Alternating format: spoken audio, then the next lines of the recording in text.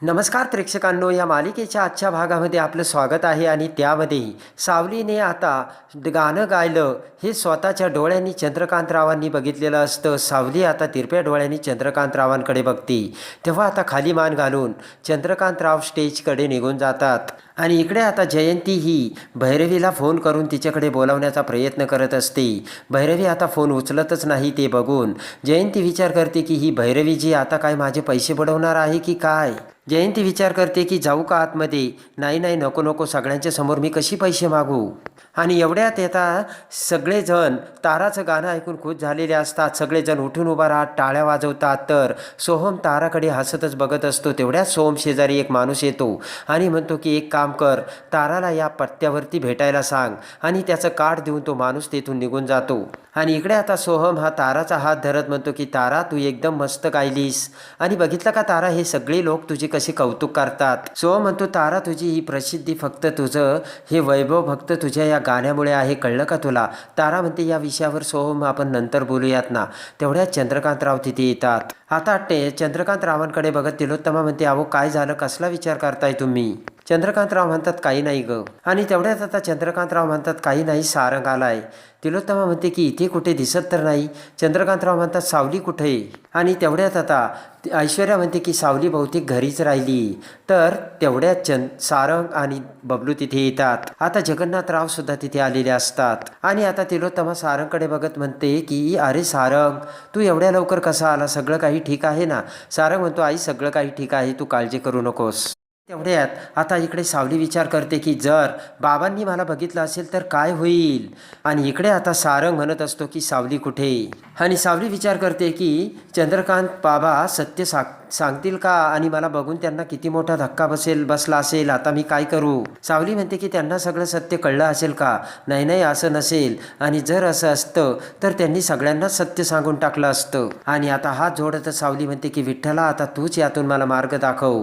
मी आता या गोष्टीला कसं सामोरं जाऊ. इकडे आता भैरवी जयंतीकडे येते आणि म्हणते की जयंती, अगं मी तुझे पैसे घेऊन काय कुठे पळून चालले की काय. जयंती म्हणते की अहो भैरवी माई, तुम्ही पळून जाणार नाही आहात कुठे, पण मला ते पैसे कुणाला तरी द्यायचेत. भैरवी म्हणते की जरा तू दम खा, कार्यक्रम तर पुरा होऊ दे जयंती.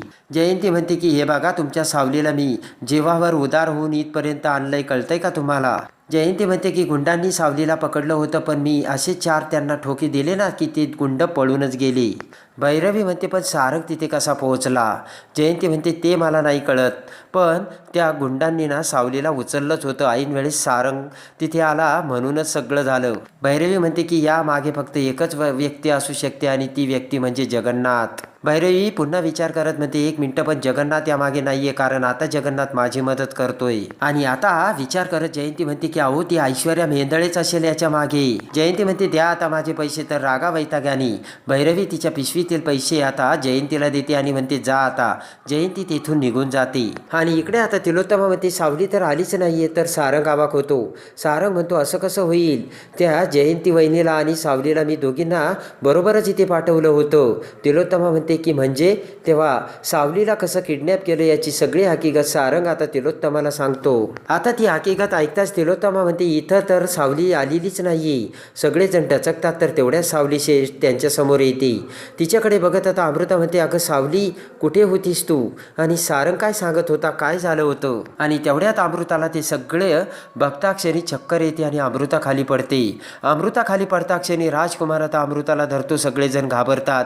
राजकुमार म्हणतो की पटकन डॉक्टरांना बोलवा. राजकुमार म्हणतो की हे सगळं माझ्या चुकीतून घडलं असेल, कारण मी आत्तापर्यंत आमच्या दोघांमध्ये सगळं काही ठीक होतं, पण ती एवढी आनंदी होती ना, कारण मी तिला खूप आनंद देत होतो. तिलोत्तमा म्हणते बरोबर आहे ना, या अगोदर एवढा आनंद तू तिला कधी दिलाच नव्हता रे राजकुमार. आणि इकडे अमृताला घरी आणलेलं असतं.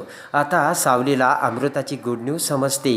सगळ्यांकडे येत आता सावली म्हणते की राजकुमार दादा, तुम्हाला आता घरामध्ये पाळणा आणावा लागणार आहे. आणि आता डॉक्टरांनी चेक करता क्षणी सगळ्यात मोठी गुड न्यूज बाहेर आलेली असते. सावली आता आनंदाने हसतच म्हणते की कारण राजकुमार दादा आता तुम्ही बाबा होणार आहात. ते ऐकताच आता सगळ्यांच्या काळजाचा ठोका चुकतो. राजकुमार म्हणतो मी भेटू शकतो का तिला. डॉक्टर म्हणतात हो हो. आणि पटकन पळतच राजकुमार आता अमृताकडे जातो. आणि सगळेजण आता पळतच धाव घेतात. आता प्रत्येकजण अमृताला बघण्यासाठी पळत असतो. तर त्याच वेळेस इकडे आता सावली ही चंद्रकांतरावांकडे बघते. तर चंद्रकांत सावलीला म्हणतात की मी अमृताला भेटून येतो. आणि इकडे आता सावली विचार करते की बाबा माझ्या संग व्यवस्थित बोलत का नाही आहेत. आणि इकडे आता ऐश्वर्याला मोठा धक्का बसलेला असतो. ऐश्वर्या आता कॉटवर ध्यानस्थ बसलेली असते आणि तेवढ्यात नील ऐश्वर्याकडे बघत विचार करतो की या ऐश्वर्याला तर मी असं या अगोदर कधीच बघितलेलं नाहीये. आणि तेवढ्यात ऐश्वर्या नीलकडे बघते आणि म्हणते की अरे नील, तू कधी आलास रे? मला काही कळलंच नाही. नील म्हणतो या अगोदर ऐश्वर्या मी तुला असं कधीच नव्हतं बघितलं ग. ऐश्वर्या म्हणते जेव्हा मला एखाद्या गोष्टीचा त्रास होतो आणि तो त्रास मला कुणाला सांगता येत नाही त्यावेळेस मला असं करावं लागतं. ऐश्वर्या म्हणते की आपल्या अगोदर अमृता वहिनी आणि राजकुमार दादाला बाळ होणाऱ्या गोष्टीचा मला त्रास होतोय. नीलचा हात धरत आता ऐश्वर्या म्हणते की नील ऐकणारे, आता आपण सुद्धा चान्स घेऊयात ना आणि डॉक्टरांकडे जाऊन त्यांना सांगूयात आपण प्लॅनिंग केलं होतं पण आता आम्हाला चान्स घ्यायचा आहे म्हणून. नील आता हसू लागतो. ऐश्वर्याकडे बघत आता नील म्हणतो की हे बघ ऐश्वर्या, हेच मी तुला अगोदर सांगत होतो आणि तू उलटं करत होतीस. आणि नील आता खुश होतो आणि म्हणतो की बघूयात आपण. आणि नील बाहेर जातो. आणि इकडे आता ऐश्वर्या पाळण्यापाशी जाऊन बसते. राजकुमार आता फारच खुश झालेला असतो. राजकुमार पटकन आता किचनमध्ये जाऊन अमृतासाठी ज्यूस बनवतो. तर सावली तिथे येते. सावली म्हणते काय चाललंय? राजकुमार म्हणतो हे बघ मी अमृतासाठी ज्यूस बनवला आहे. आणि इकडे आता सावली म्हणते की राजकुमार दादा तुम्हाला झालंय तरी काय? तेव्हा आता हसतच राजकुमार म्हणतो मला आनंद झालाय. तर सावली हसू लागते. राजकुमार म्हणतो की तुझे आभार कसे मानावे येणारा सावली, मला तेच काही कळत नाहीये. आणि राजकुमार आता सावलीला हात जोडतो. तर सावली म्हणते प्लीज राजकुमार दादा मला असे हात जोडू नका. सावली म्हणते की हे जे काही घडतंय ना त्यामागे फक्त आणि फक्त तुमचे कर्म आहेत राजकुमार दादा. सावली म्हणते की आता सगळं काही छान घडणार आहे. आणि आता त्यानंतर राजकुमार म्हणतो की सावली माझी एक इच्छा आहे, मला बाळ कसं झालं तरी मला त्याच्याशी काही एवढं घेणं देणं नाही पण त्याचा स्वभाव मात्र तुझ्यासारखा असावा. ते ऐकताच आता सावली ही राजकुमारकडे बघते. आता राजकुमार म्हणतो की सावली तुझ्या विठ्ठलाकडे एवढी तू इच्छा व्यक्त करशील का? आणि राजकुमार आता अमृताने हाका मारताच आता ज्यूस घेऊन निघून जातो. तर तेवढ्यात सावली विठोबासमोर येते आणि म्हणते की विठ्ठला, चंद्रकांत बाबांनी जर मला बघितलं असेल आणि माझे सत्य जर त्यांना समजलं असेल तर येणाऱ्या वादळापासून मला वाचव आणि अमृता वहिनीच्या येणाऱ्या आयुष्यात तो आनंदी आनंद घडव. आणि इकडे आता तिलोत्तमाला एवढा आनंद झालेला असतो. तिलोत्तमा तर आता बेडरूममध्ये एकदम खुश झालेली असते. चंद्रकांतरावांना म्हणते की ऐका ना आता आपल्याला पुढची तयारी सुरू करावी लागेल. चंद्रकांतराव म्हणतात की हो हो ठीक आहे पण या गोष्टीला वेळ आहे तिलोत्तमा, अजून आत्ताच तुला एवढा आनंद झालाय. तिलोत्तमाकडे बघत चंद्रकांतराव म्हणतात एवढी काय घाई आहे तुला? तिलोत्तमा म्हणते की असं काय करता अहो, एवढ्या वर्षापासूनची माझी इच्छा आत्ता पूर्ण होते. तिलोत्तमाकडे बघत चंद्रकांतराव म्हणतात हे बघ तिलोत्तमा, मी तुझ्या सगळ्या इच्छा आकांक्षा हौस सगळी काही पुरवेल. अगं तेव्हा आपली परिस्थिती नव्हती पण आता आपल्याकडे सगळं आहे. तिलोत्तमा म्हणते की हे बघा मला सगळं काही अगदी प्रथेनुसार करायचंय.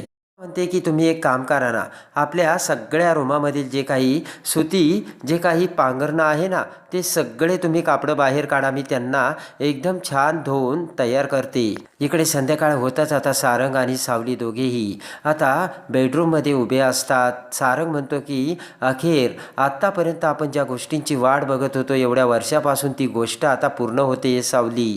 सारंग म्हणतो की जर सिक्वेन्सप्रमाणे बघायला गेलो तर यानंतर नील आणि ऐश्वर्याचा नंबर आहे आणि त्यानंतर आपला. सावली म्हणते की हे आपल्या हातात थोडं असतं का सारंग सर? सारंग म्हणतो की सावली आता मला खूप घाई लागली. आता सारंग म्हणतो की तुला पकडलेली ती माणसं कोण होती हे जर कळलं ना तर बरं होईल. ती तुझ्याशी काही बोलली का ग सावली? तर सावली म्हणते नाही. सारंग म्हणतो देवाला मी तपास घ्यायला सांगितलाय, त्याच्यातला जो मेन माणूस होता ना तो पळून गेलाय आणि त्यामुळे बाकीच्या माणसांना काही माहिती नसल्याचे कळतंय. सारंग म्हणतो की पण मी तुम्हाला गाण्यासाठी पाठवलं त्या कार्यक्रमात, ताराच्या कार्यक्रमासाठी, पण तुम्ही तर मी आलो तेव्हा तिथे नव्हता. कुठे होती सावली तू? सावली म्हणते की मी तारा मॅडमच्या गाण्याचं सगळं काही आवरत होते. आता सावली म्हणते की त्यामुळे कार्यक्रम सुरू झाला आणि मला पुढे यायला वेळच मिळाला नाही. आता सावली विचार करते की मी यांना कसं सांगू, मला खूप अवघड होतं हे खोटं बोलायला आणि आता बाबांसमोर सुद्धा सत्य आलंच आहे. तेव्हा मी या सत्य सांगू का, असा विचार आता सावलीच्या मनात येतो. सावली म्हणते की बाबांनी सांगितल्यापेक्षा आपण जर सांगितलं तर कदाचित सारंग सरांना कमी राग येईल. सावली म्हणते काय सांगावं, कदाचित ऐकून घेतील आणि माफही करतील. सावली म्हणते एकदा मला बाबांशी बोलावं लागेल, त्यांनी मला नक्की बघितलं की नाही हे मला अगोदर लक्षात घ्यावं लागेल.